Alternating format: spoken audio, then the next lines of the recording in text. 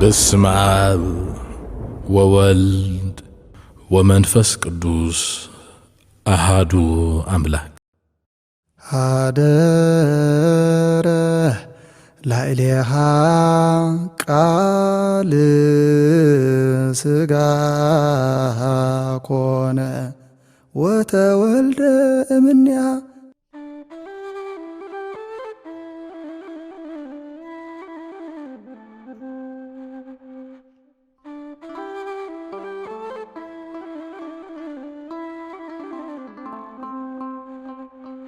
ሰላምና እግዚአብሔር ምስኩላትና ይኹን ዝኸበርኩም ተኸታተልቲ መደብ ልሳን ተዋህዶ ቤተክርስቲያን ኤርትራ እዋናዊ ሓበሬታን ሰሙናዊ ንጥፈታት ቅዱስ ቤተክርስቲያን ሒዙልኩም ዝቐርብ ናይ አውደ ዜና መርሃ ግብርና እንሆ። ሰናይ ምክታል። ብፁዕ ወቅዱስ አቡነ ባስልዮስ ሻድሻይ ፓትርያርክ ወርእሰ ሊቃነ ጳጳሳት ዘኦርቶዶክስ ተዋህዶ ቤተክርስቲያን ኤርትራ ብምኽንያት ክቡር በዓለ ትንሣኤ ጎይታናን አምላኽናን መድሓናን ኢየሱስ ክርስቶስ ቃለ ቡራኬ ሂቦም። በስመ አብ ወወልድ ወመንፈስ ቅዱስ አሐዱ አምላክ። አነ ውእቱ ትንሣኤ ወህይወት ዘአምን ብየ እመኒ ሞተ የሐዩ። ትንሣኤን ህይወትን አነ እየ። እቲ ብኣይ ዝኣምንሲ እንተሞተ እኳ ህይወት ክነብር እዩ። ክቡራንን ክቡራትን ምእመናን ህዝበ ክርስቲያን ኣብ ውሽጢ ሃገርን ወፃእን እትነብሩ ኩልኹም ኤርትራውያን እንቋዕ ናብ በዓለ ትንሣኤ ጎይታናን መድሓኒናን ኢየሱስ ክርስቶስ ብድሓነ ሰላም ኣብፅሓኩም ኣብፅሓና። ብፁዕ ወቅዱስ አቡነ ባስልዮስ ሻድሻይ ፓትርያርክ ወርእሰ ሊቃነ ጳጳሳት ዘኦርቶዶክስ ተዋህዶ ቤተክርስቲያን ኤርትራ ብምኽንያት ክቡር በዓለ ትንሣኤ ጎይታናን አምላኽናን መድሓናን ኢየሱስ ክርስቶስ ቃለ ቡራኬ ሂቦም። ቅዱስ አቦና ኣብ ዝሃብዎ ቃለ ቡራኬ ቅዱስ ዳዊት ብመንፈስ ትንቢት ኣብ መዝሙሩ 67 ቁፅሪ 1 ኣቐዲሙ ንትንሣኤ ክርስቶስ ክገልጽ ከሎ እግዚአብሔር ይትንስእ ጸላእቱ ከዓ ይብተኑ ይብል ቅዱስ ዳዊት እዚ ትንቢት ቅድሚ 1000 ዓመት ልደት ጎይታ ዝተናገሮ ኮይኑ ጎይታናን አምላኽናን መድሓናን ኢየሱስ ክርስቶስ ኣብዚ ዓለም ብስጋ ተገሊጹ ፀዋትወ መከራ ተቐቢሉ ምስ በደለኛታት ተቆፂሩ ኣብ መንጎ ክልተ ሸፋቱ ኣብ ቀራንዮ ኣብ ዕፀ መስቀል ተሰቒሉ ነቶም ርሒቕና ዝነበርና ናብኡ ኣቕሪቡ ወገናቱ ምእንቲ ክገብረና በጃ ብዙሃን ሞተ። ነዚ ንኽገልጽ ሃዋርያ ቅዱስ ጳውሎስ ሕጂ ግና ኣቱም ቀደም ርሑቓት ዝነበርኩም ንስኻትኩም ብኢየሱስ ክርስቶስ ብደም ክርስቶስ ቀረብኩም ንሱ ነዞም ክልተ ሓደ ዝገበረ ነቲ ኣብ መንጎ ዝነበረ ከልካል መንደቕ እውን ዘፍረሰ ሰላምና እዩ። ንኣኻትኩም ነቶም ርሑቓን ዝነበርኩም መጺኡ ሰላም ኣብሰረኩም ይብል ኢሎም ቅዱስ አቦና ኣብ ዝሃብዎ ቃለ ቡራኬ ዝኽረ በዓለ ትንሣኤ ነቲ ጎይታናን አምላኽናን መድሓኒናን ኢየሱስ ክርስቶስ ሙስና መቃብር ኣጥፊኡ መቃብር ክፈትለይ መግነዝ ፍትሑለይ ከበለ ብሕቱም መቃብር ተንሲኡ በኹሪ ትንሣኤና ዝኾነሉ ዕለት እዩ። ነቲ ንሕና ብነፍስን ስጋን ኣሲድና ዝነበረ ሞት ባርነት ዲያብሎስ ንዘለዓለም ዝሰዓረሉ ዕለት እዩ። በዓለ ትንሣኤ ነቲ ጎይታናን አምላኽናን መድሓናን ኢየሱስ ክርስቶስ ሙስና መቃብር ኣጥፊኡ መቃብር ክፈትውለይ መግነዝ ፍትሑለይ ከይበለ ብሕቱም መቃብር ተንሲኡ በኹሪ ትንሣኤና ዝኾነሉ ዕለት እዩ። ነቲ ንኣና ብነፍስን ስጋን ኣሲርና ዝነበረ ሞት ባርነት ዲያብሎስ ንዘለዓለም ዝሰዓረሉ ዕለት እዩ። ብሓፈሻ ትንሣኤ ክርስቶስ ድሕነት ሰብ ዝተፈጸመሉ ኣዳም ነፃ ዝወፃሉን ፍጹም ሓጎስ ዝተጎናፀፈሉን ነቲ ንዘለዓለም ዘይነጽፍ ዘለዓለም ፈልፋሊ መንፈሳዊ ህይወት ሰላም ዝኣወጀሉ ሲኦል ጥራሓ ተሪፋ ዓው ኢላ ዘእወየትሉ ገነት ዝተኸፍተሉ ገነት መንበሪ ቅዱሳን ዝኾነሉ ጥሜት ነፍሲ ዘብቅዓሉ ዕለት እዩ። እዚ ኩሉ ድሕነት ሰብ ከም ዝተፈጸመ ዘመልክት እዩ። ስለዚ ከዓ ኣብ ዘመነ ትንሣኤ ነቲ ቅዱስ ያሬድ ኣብ ድጓ መወድስ ንትንሣኤ ኣመልኪቱ ዝተናገሮ ብዜማን ብድጋምን ክርስቶስ ተንሥአ እሙታን ብዓብይ ኃይል ወስልጣን ኣሰሮ ለሰይጣን ኣግዓዞ ለኣዳም ሰላም እምይእዜሰ ይኩን ፍስሓ ወሰላም ብጥቕላል ክትርጎም ከሎ ካብ ሎሚ ንድሓር ፍጹም ሓጎስ ምእንቲ ክኸውን ክርስቶስ ንሰይጣን ኣሲሩ ንኣዳም ነፃ ኣውፂኡ ብዓብይ ኃይልን ስልጣንን ተንሰአ እናበልና ካህናትን ህዝብን እንቀባበሎ ዘሎና ኢሎም ቅድስት ቤተ ክርስቲያንና ብማህሌትን መዝሙርን ጸሎትን ዓወት ትንሣኤ ትሰብኽ። ምኽንያቱ እቲ ኩሉ ብነቢያት ክነገር ዝጸንሐ ተስፋ ድሕነትና ብትንሣኤ ክርስቶስ እዩ ተረጋጊጹ።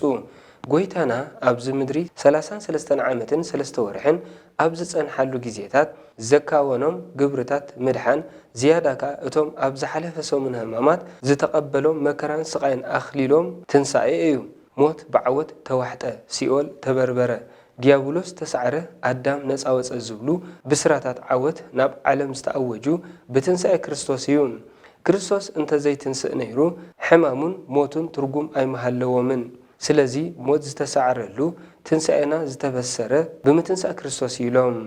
ብዘይ ካዚ ቅዱስ አቦና ጎይታና መድሐናን ኢየሱስ ክርስቶስ አነ ትንሳኤን ህይወትን እየ እትባይ ዘአምንሲ እንተ ሞት እኳ በህይወት ከነብር እዩ በመባል ዘሃቡ አምላካው ቃል በመረዳ ንኽብር ትንሳኤ ከንበቅዕ ኣብዚ ምድሪ ብንስሓት ሓጺምና ንእምነት ብግብሪ አሰኒና በመንፈሳዊ ህይወት ክንመላለስ ይግባአና ነዚ ክቡር በዓል ከነብዕል ከሎና እንታይ ክንበልዕን ክንሰትን ክንክደን ካብ ዝብል ካብ ስጋዊ ድልየት ነፃ ኮይንና ንሓድሕድና ብፍቕርን ለውሃትን ጸኒዕና በረኸት ስጋን በረኸት ነፍስን እንረኽበሉ ክኸውን ይግባእ ኢሎም ክቡራንን ክቡራትን ህዝበ እግዚአብሔር ጎይታናን መድኃኒናን ኢየሱስ ክርስቶስ አነ ትንሣኤን ህይወትን እየ እቲ በአይ ዝአምንሲ እንተሞተ እኳ ብህይወት ክነብር እዩ ብዝሃቦ አምላካዊ ቃል ብምርዳእ ንኽብሪ ትንሣኤ ክንበቅዕ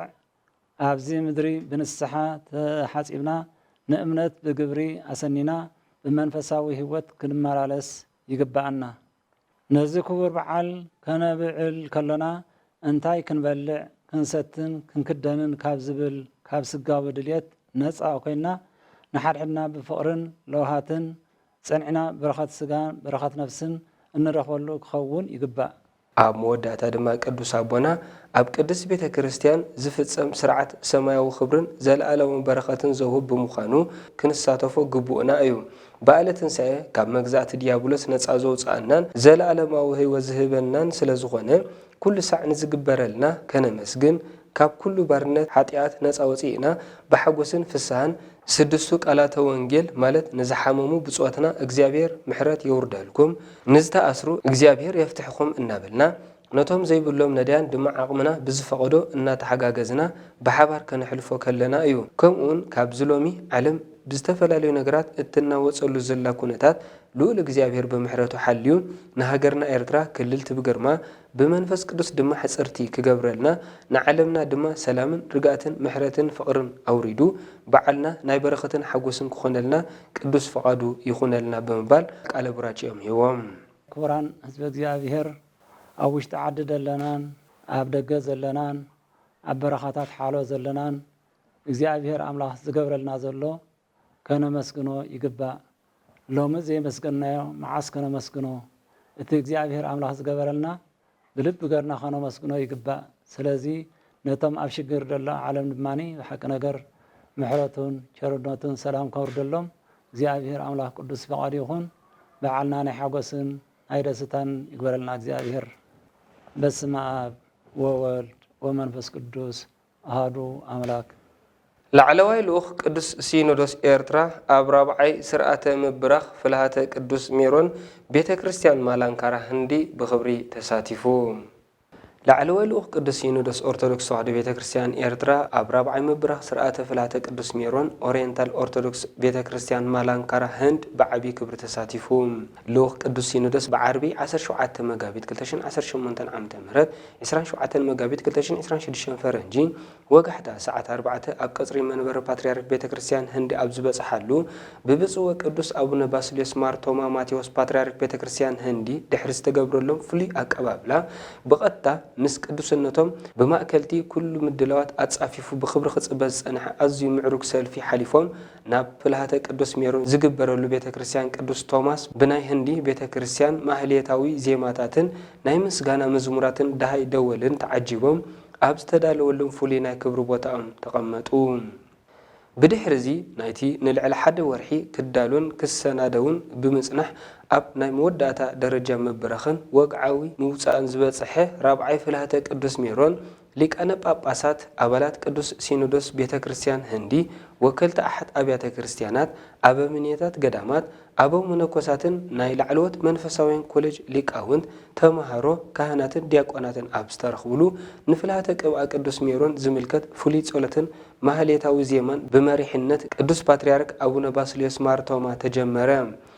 ከመርሃ ግብር መሰረት አባላት ልኡካን ቅዱስ ሲኖዶስ ኤርትራ ድማ በመሪሕነት ብፁዕ አቡነ ሉቃስ ሊቀ ጳጳስ ዋና አማሓዳሪ መንበረ ፓትርያርክ ዝተዋህቦም ክፋል ጸሎት አቀዲሞም ምድለዋት ብምግባር ኣብቲ ፍልሃተ ቅዱስ ሜሮን ኣብ ስሩዕ መደብ ብምእታው ዝግባእ ቡራኬን ጸሎትን አቅሪቦም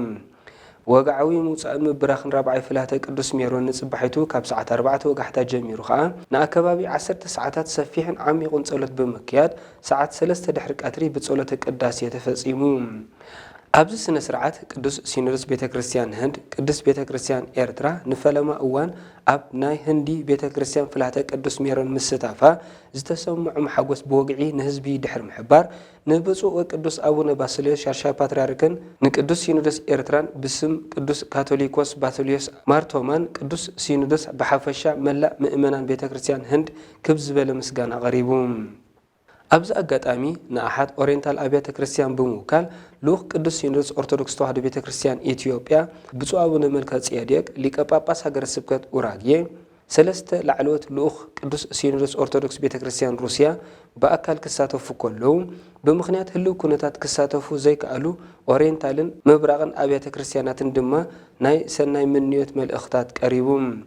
ብተወሳኺ ልኡኽ ቅዱስ ሲኖዶስ ቅዱስ ቤተክርስቲያን ኤርትራ ምስ ልኡኽ ኦርቶዶክስ ተዋህዶ ቤተክርስቲያን ኢትዮጵያን ልኡካን ቤተክርስቲያን ሩስያን መንፈሳዊ ሰላምታ ብምልዋጥ ኣብ መንጎ ቤተክርስቲያን ኤርትራን አብያተ ክርስቲያናቶምን ዘሎ ኣሓታውን ክልተኣውን ቤተክርስቲያናዊ ዝምድናታት ዝያዳ ከዓምቑን ክምዕብልን ዘለዎም ድልየታት ብምግላጽ ሓጺር ሕውነታዊ ርክብ ተገይሩ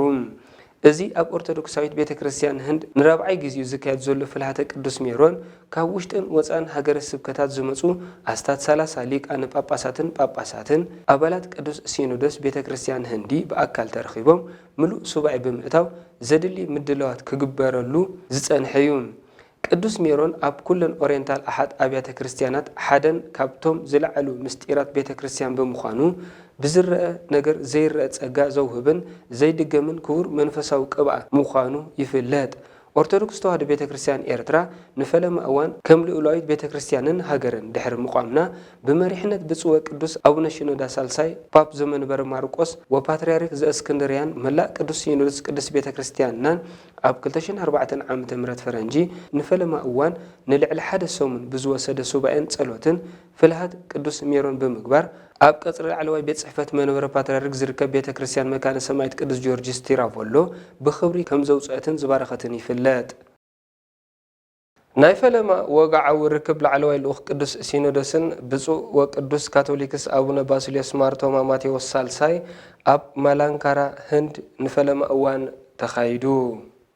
ናይ ፈለማን ወጋዓዊ ርክብ ላዕለዋይ ልኡኽ ቅዱስ ሲኖዶስ ቅዱስ ቤተክርስቲያንና ምስ ብፁዕ ወቅዱስ ካቶሊኮስ ባስልዮስ ማርቶማ ማቴዎስ ሳልሳዊ ወፓትርያርክ ኦርቶዶክስ ቤተክርስቲያን ህንድ ኣብ ማላንካራ መንበር ፓትርያርክ ብሰሉስ ዕለት 22 መጋቢት 2018 ዓመተ ምህረት 31 ሚያዝያ 2026 ፈረንጂ ኣብ ሰዓት ቅድሚ ቀትሪ ተኻይዱ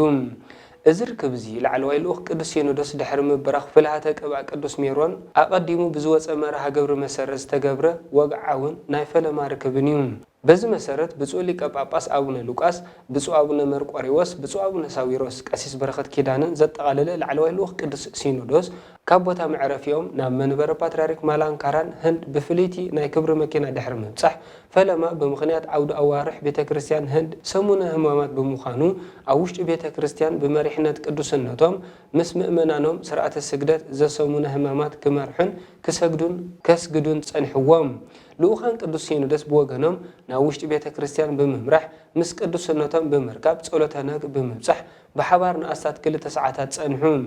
ወጋዓዊ ናይ ርክብ ሰዓት ድሕሪ ምእካሉ ድማ ናብ ፍሉይ ቤት ጽሕፈት ፓትርያርክ ብፁዕ ቅዱስ አቡነ ባስልዮስ ማርቶማ ማቴዎስ ብሓባር ብምእታው እቲ ርክብ ብፍሕሹ ሓድሕዳዊ ሕውነትን መንፈሳዊ ፍቕርን ክርስቲያናዊ ናፍቆትን ብምልግጋስን ተኸፍተ ወጋዓዊ ምልላይ ኣስማትን ደረጃ ሓላፍነትን ናይ ክልቲኡ ቤተክርስቲያን ተሳተፍቲ እዚ ጉባኤን ከምኡውን ሓፈሻዊ መብርሂ ብዛዕባ ኦርቶዶክስ ተዋህዶ ቤተክርስቲያን ኤርትራ ንሃገረ ኤርትራ ብምሃብ እዩ ፈሊሙ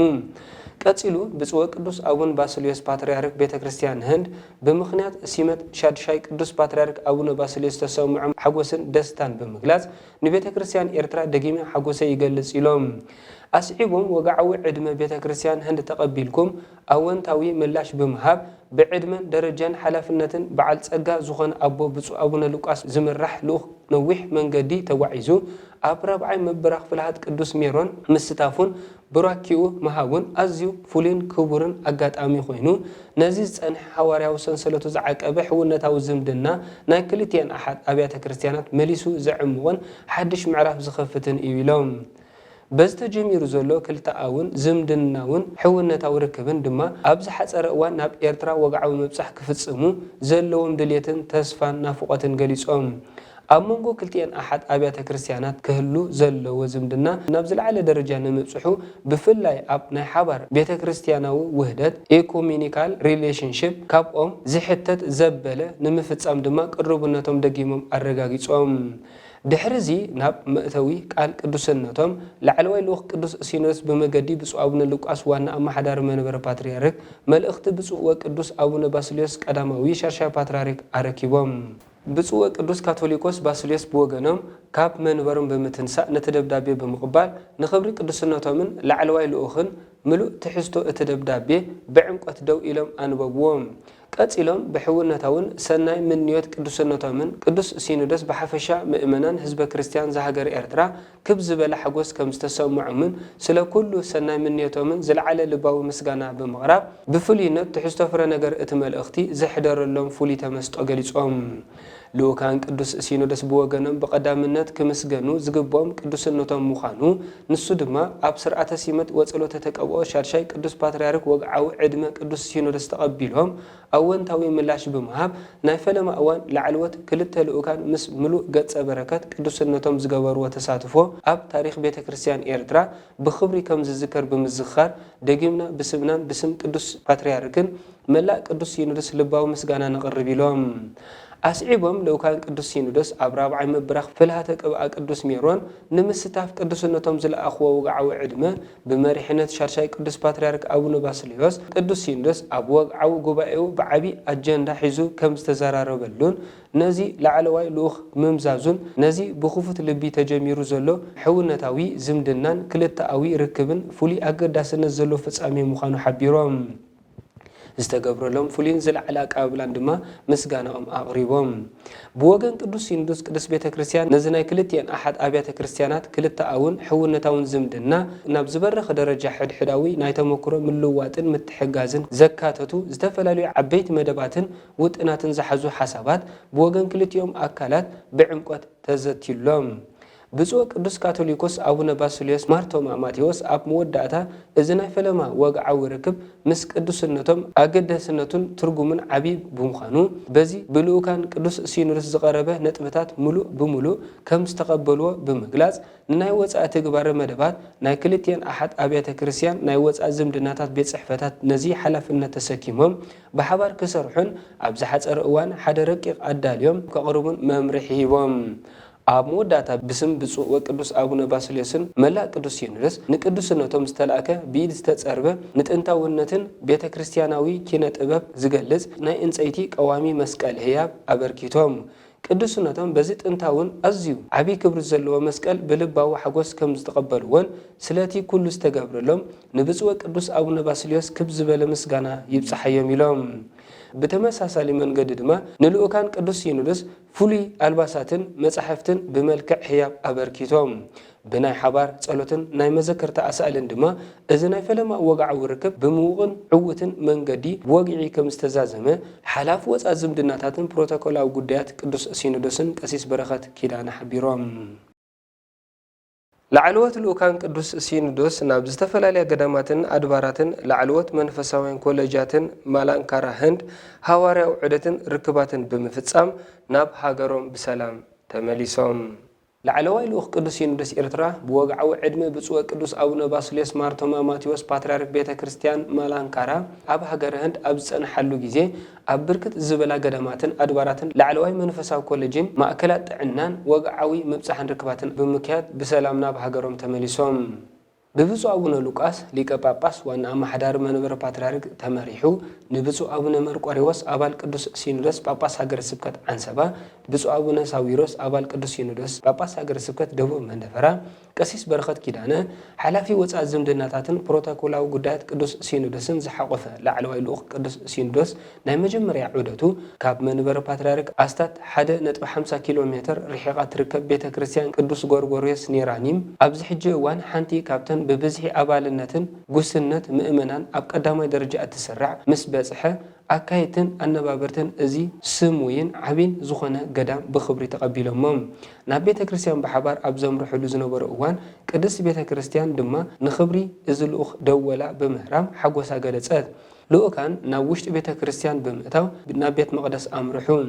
نحلنا صلوت بمعراق دما صلوتنا كيدانن بوغن قدوس سينودس كبصح كله بوغنم دما بوقانقوم بتمساسالي ناي علتو صلوتن وانجيلن بحبار بصحه إذا دبرزيا كابتن حواري قدوس توماس ناب هاجر هند دحر مئتاهو زتمسرتو شوعات قداماتن أدباراتن حانت زخونات أب كتما كيريلا تركبيام رئيس دبر نايزعبي دبري بوغنو فلما نقو عبدحان مصاكم بمبال لوكان قدوس سينودوس أبز تاريخاو عدت إزي نابزبوتا كمصو مخانو مستحبرو زتسمعون فسان دستان تسفان بقالات مقلاصو كمزيك القليصوم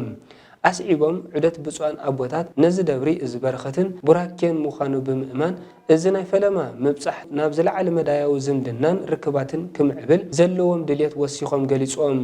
لو كان قدوس سينودوس بوغنم نابزبوتا إزي مبصحهم استسمعهم حقوس بمقلاص سلت استقبرلهم دموق أكبابلا بلبي آمنسجينوهم لو كان قدوس سينودوس بأنا بابرت اتدبري نتنتاونتون تاريخاو أمصاصاون أما عبابلاون أبزي حجي أوان بس حوزول درجان حدا بحدا إنا تزواورو تعذبون حفشاو مبري توهبون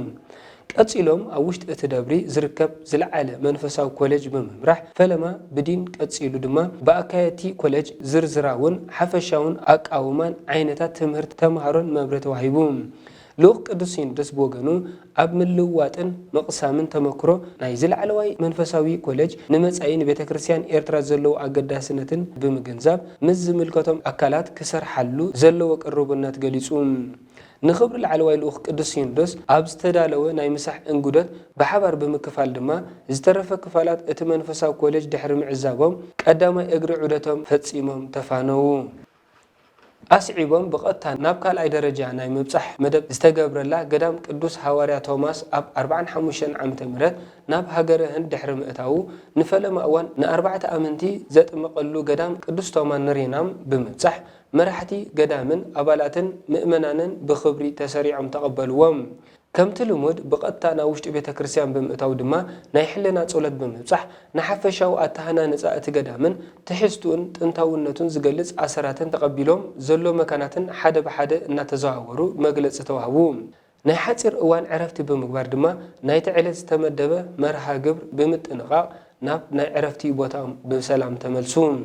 نصبحيتو إلى تسنبت وقحتا ساعة 4 بناي هند كالندراوي أقوصاصرا بأله وسانا بمخانو نابتي أب مالانكارا هند بيت كريستيان ناي مجمريا غيزي منفساو كوليج زتمسرتلا لعلوي منفساو كوليج كوتايام بيت كريستيان بممرح أب صلوته قداسين سرعات ودته وسانا بحبار تساتفو دحر قداسي بمريحنت حلاف وصا زمدناتات مالانكارا هند منبر باتريارك أبا أشوينن دين اتو كوليجين كومون نسرعات فلاته قدس ميرون كساتفو كاب هاجر سبكت حبرات منغستات أمريكا زمصو ليق باباس ناي هند بحبار إنا تزاورو عدد بمغبار نتنتاونتن سرعات تمرتن ات منفساو كوليج بمعزاب نمصاي كابزو كوليج زي كقسم زخيل بزح تمكرون تمهرتن كم زلو بمأمان نمصاي زدن فعلون صقيت كسرحلو زلو كم زلو بمأمان براكين صلوتن بمهاب اب عيوم عوتن اسالطون بمناي بناي منفساو فقرن حونتا ونافقتن اتمدب مبصح تفصمم اب موداتا سنوين وهو كم قصلتا نايت عدد اب بارامولا زركب بشنت 1975 فرنجيز تمسرته عبي موكس هوسبيتال قدوس غورغوريوس سانت غريغوريوس ميديكال ميشن مالتي سبيشاليتي هوسبيتال كم اكل نايت وقعوي مبصحن عدد منبارو كاب نغو جميرو نابت هوسبيتال بمبصح نكلن تناوعيون اكايدان حكمنا ومسرح ات هوسبيتال از يسفح مغلصن مبرهن كوهاب كله زدلي مباتاوي دحسسات عنا بصوانا بوتا دما تغبره እዚ ሞከሰ ሆስፒታል እዚ ብሰለስተ ዓይነት ናይ ሕክምና ክፍልታትን ኣስታት 54ን ስርሑ ዝጀመረ ኮይኑ ኣብዚ ሕጂ እዋን ልዕሊ 254 ዘጠቃለለ ኣዝዩ ዘመናዊ መሳርሒ ሕክምና ዝዓጠቀ ሓደ ካብቶም ብቀዳምነት ዝስርዑ ሆስፒታል ሃገረ ህንድ ኮይኑ ብመንበር ፓትርያርክ ቤተክርስትያን ማላንካራ ህንድ ማእከልነት ዝመሓደር ብሉጽ ሕክምናዊ ኣሃዱ እዩ። ኣብ መወዳእታ ብፁዓን ኣቦታት ዝተገብረሎም ሕክምናዊ ዳህሳስ ብምስጋን ንመጻኢ ኣብ ሕክምናዊ ረድኤትን ክንክንን ኣቦታት ቅዱስ ሲኖዶስን ገዳማውያን ኣቦታትን ዝምልከት ሓሳብ ንሓሳብ ብምልዋጥ ንመጻኢ ብዝያዳ ሓባራዊ ምውሳእን ክትትልን ክህሉ ድማ ተሰማሚዖም። በዚ ድማ ናይ ኣስታት 10 መዓልታት ዕውት ወግዓዊ ርክብን ምብጻሕን ከካይድ ዝጸንሐ ላዕለዋይ ልኡኽ ቅዱስ ሲኖዶስ ሃዋርያዊ ዑደቱ ብዓወት ዛዚሙ ናብ ዓርቢ ዘውግሐ ለይቲ ናብ ሃገሩ ብሰላም ተመሊሱ። እምበር ክቡራን ተኸታተልቲ ልሳን ተዋህዶ ቤተክርስትያን ኤርትራ ንሎሚ ዝበልናዮም ዜናዊ መሰናዶታት እዞም ክትከታተልዎም ጸናሕኩም እዮም ነይሮም። ኣብ ዝመጽእ ሰሙን ብኻልእ ዜናዊ መሰናዶ ክሳብ ንራኸብ ሰላም እግዚኣብሔር ምስ ኩላትና ይኹን።